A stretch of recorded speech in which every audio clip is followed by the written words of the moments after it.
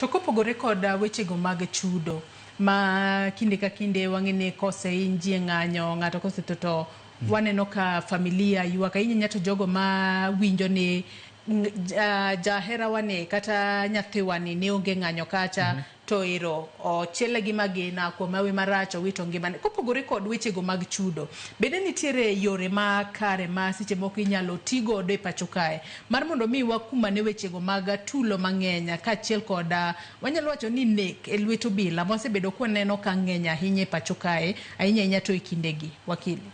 Ko gima wasetimo time mano awacho ni wan nikech asetemo timo cases moko on that area en mokwongo wach command responsibility cha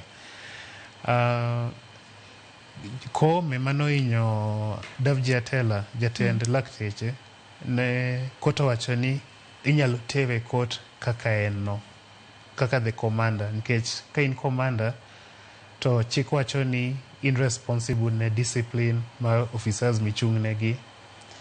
Koro manyo that kind of personal accountability ng'ato chung' kien to duoko gima notimo kata mane ok otimo kadwarore ni otim omission kata commission ka aloke gi kizungu. To gima timore ne Cleansy Baraza ni be yo machielo mar chuno polise mondo ti gi wigi kendo gilu chik mar Kenya kaka wacho.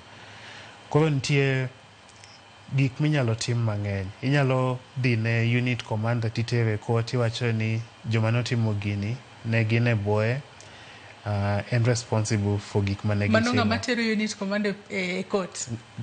Kaka Davji Atela notero kome. In fact nodonjo ne ng'at achiel kende nokoketo kata Attorney General ng'amiluongo ni Japheth Koome ni police manohinye ne nie bwo ng'acha.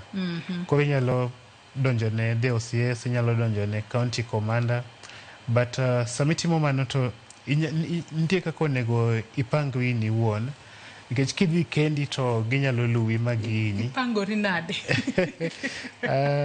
Inyalo manyo ji kaka Law Society of Kenya. Ng'e Law Society of Kenya wang'eny. Joma nyalo mi bende arita kata backup moro makare.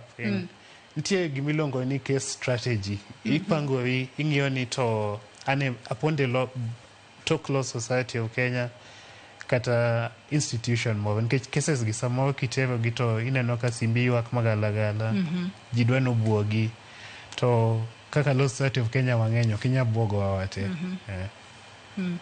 Atoka wadhi